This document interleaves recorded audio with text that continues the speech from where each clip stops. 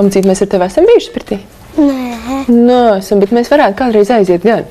Pirtīšķi, pirts rituāls ir ļoti skaists notikums, kuru piedzīvot kopā ar savu tikko dzimušo bēbīti. Mēs esam stāstījuši par saru dzīšanu, kas ietilpst pirtīšu rituālā, taču šoreiz mēs vēlamies jums visu parādīt. Ejam uz pirtiņu! Pēdējos gados mēs arvien vairāk tiecamies atgriezties pie mūsu senču tradīcijām, piemēram, piedzīvot bērniņu krustabas latviešu tautas tradīcijās un arī pirtīšas, rituālu, kura laikā simboliski tiek noslēgta māmiņas un mazuļa vienotība, kas bijusi gaidību laikā, lai varētu sākties bērniņa unikālais dzīves ceļš. Mazās Amīnas māmiņa Sabīna un tētis Aleksandrs jau meitiņas gaidību laikā zināja, ka vēlēsies kopā ar savu mazulīti piedzīvot pirtīžas, un sagaidot meitiņas 8. dzīves dienu, devāmies uz Saules pirti. Mazu jauku pirtiņu tepat Rīgā, kurā saimnieku atsaucīgs saimnieks mums laipni atvēlot iespēju izbaudīt pirtīžu rituālu, jo mazulītes Amīnas ģimenei savas pirtiņas nav. Pirtiņā satikām dūlu Katrīnu Puriņu, kuri jau kādu laiku kopā ar ģimenēm un viņu mazuļiem piedzīvo šo skaisto notikumu, vanno un saro bērniņus un parūpējas arī par māmiņas labsajūtu. Rituāls sākas ar to, ka tiek sagatavots 9 dažādu zālīšu novārījums, kurus māmiņa pati vasarā ir lasījusi mazulīša pirmajai vanniņai. Māma vasarā, ka viņa gatavo šīs zālītes pati, iet pa pļavu un meklē to, kas viņu uzrunā. Tas var būt dažādas pļavas zāles. Teiksim, ziemā, ja mamma pati nav sagatavojusi šādas zālītes, tad liek to, kas ir zaļš mežā, teiksim, kādiķi, segle, priede, tad taisa tādu ļoti skuju koku novārījumu. Pamatā šajā zālīšu novārījumā mēs liekam mums labi zināmās zālītes, kas auga Latvijas pļavās. Kumelīte, raspodiņš, rudzu puķi. Tur arī, protams, var skatīties. Ja meitenīte dzimsta, varbūt vairāk ziediņi, ja puisītes, tad kāda stiprāka zāle. Tā kā tas ir jāskatās, kuri augi mammai pašai patīk un pašai liek tos noplūkt. Kamēr zālīšu novārījums gatavojas, māmiņai ir iespēja parunāties ar dūlu par to, kā noritējušas gaidības, par dzemdību labo un iespējams netik jauko pieredzi, lai viss skumjais un grūtais tiktu izrunāts, arī izraudāts, ja nepieciešams, lai sieviete varētu piedzimt savā jaunajā māmiņas lomā. Kādas ir tās pozitīvās lietas, kuras tu paņemsi līdzi savās atmiņās, gan no bērniņa gaidīšanas laika, gan no tā brīža, ka jūs pirmoreiz satikāties? Šī grūtniecība man tiešām ir īpaša, tas ir 2. bērniņš un sanāca tiešām izdzīvot katru brīdi. Man negribējās, lai viņa ātrāk beidzās, tikai pēdējo mēnesi, bet pirms tam man tiešām viss ļoti patika. Māmiņai Sabīnai dzemdības tika ierosinātas, iespējams tās ir sajūtas, kuras viņa labprāt atlaistu un aizmirstu. Mums bija 41 nedēļa, varēja gaidīt vēl 1 nedēļu, bet es biju jau tik nepacietīga un tik piekusus, ka es pati atnācu uz dzemdību namu ar nosūtījumu un biju gatava tajā pašā dienā dzemdēt. Nekas, ka tā bija pirmdiena. Man ļoti gribējās un tas bija droši vien arī vienīgais negatīvais, bet es sev piedodu. Piedodu, ka es tā izdarīju, jo pēc tam beigās viss tomēr bija labi. Un bērniņš bija gatavs, un es biju gatava, un viss mums izdevās. Pēc jaukām sarunām laiks izģērt mazo Amīnu, lai visi varētu doties pirtiņā un meitenīti izbaudītu savu pirmo vannošanos. Tas, kāpēc pirtīžas kādreiz tika rīkotas 8. bērniņa dzīves dienā, bija ar savu medicīnisku skaidrojumu, jo bija jādod laiks slēgties mazulīša nabasaites atliekai un arī savilkties māmiņas dzemdes kaklam pēc dzemdībām. Bērniņa vannas ūdenim jābūt ne siltākam par 37 grādiem. Turklāt šī rituāla laikā ūdenim tiek pievienoti 5 elementi. Sudraba karotīte vai sudraba monēta, lai bērniņš būtu vienmēr pārticis un lai viņam būtu arī naudiņa. Tad mēs liekam klāt maizes doniņu, lai bērniņš būtu vienmēr paēdis. Tāpat tiek pievienota kadiķa oglīte un noteiktu krāsu vilnas dzīpariņa. Kadiķa oglīte ir domāta likšanai klāt, lai bērniņu pasargātu no ļaunās acis.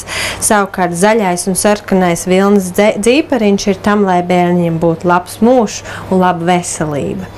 Iespējams, kādam tas izklausās mītiski, pat māņticīgi, taču tam ir arī medicīnisks skaidrojums, jo kopogle un sudrabs ir izteikti dezinficējoši līdzekļi. Sakaltēta maizes doniņa sevī glabā mājas mikrofloras baktērijas un stiprina mazuļa imunitāti un mazina alerģiju veidošanās risku. Savukārt noteiktu krāsu dzīpariņi ir sava veida krāsu terapija.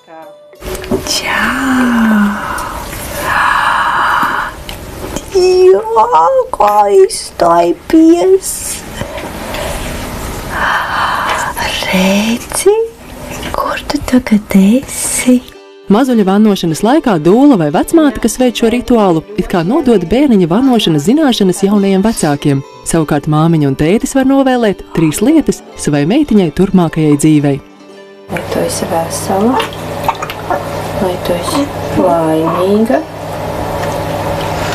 Jā.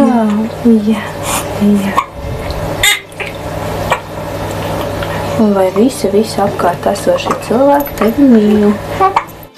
Un tad laiks sarudzīšanai. Mazulītis māmiņai šajā laikā ir pie krūts. Savukārt dūla ar maigām un vieglām kustībām veic bērniņam masāžu, izmantojot māmiņas pienu, lai no ādiņas dabūtu laukā sarus. Parasti mammas man jautā, un tēti vispār ir ļoti sabijušies, ka viņu skaistajām meitenītēm kaut kas melns nāk laukā no porām. Un viss man jautā, kas tas īsti ir, kāpēc tas mums ir. Un tad tas mans skaidrojums ir tāds, ka porās tā ir baltā ziede, sierveida, ko latīniski sauc par Vernix kazioza, kas 9 mēnešus bērniņu ir pasargājis mammas vēderā no augļūdeņiem, lai bērniņš neatmiekšķētos. Tad šī ziede 7 dienas pēc dzemdībām vēl bērniņu pasargā no ārējās vides, kaut kādiem mikrobiem un kaitīgajiem faktoriem, bet principā jau tiem dziecerim, kas šo ziedi ir izstrādājis, vairs nekādu funkciju pēc 7. dienas nav. Galvenais, kas jums ir jāatcerās, ka jūs mājās paši to darat no vēdera un sejas nenāk sari laukā, un tos masēt nevajadzētu. Arī dibena rajonā sariņu nav parasti. Pirtīžu rituāls un sarudzīšana, kas ir viena no tā sadaļām, nav paveicama pusstundas vai stundas laikā. Tam noteikti ir nepieciešams vairākas stundas, reizēm pat pusdiena. Šo procedūru iespējams veikt līdz pat bēbīša mēneša vecumam. Vēlāk bēbītis kļūst kustīgāks un sariņi vairs tik viegli neparādās.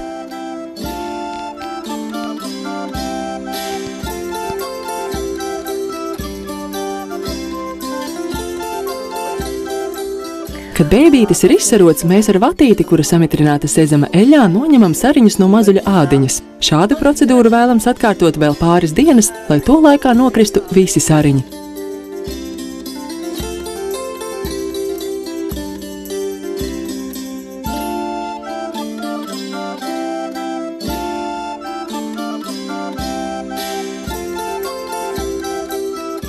Pēc tam arī māmiņa var izbaudīt glāstošu masāžu ar pirts stotiņām. Tāpat tiek pateikts paldies māmiņas ķermenim par mazulīšu iznēsāšanu un auklēšanu. Un rituāla izskaņā visi tā dalībnieki bauda jaukas sarunas, malko tēju un svin ģimenes jauna dzīves posma sākšanos.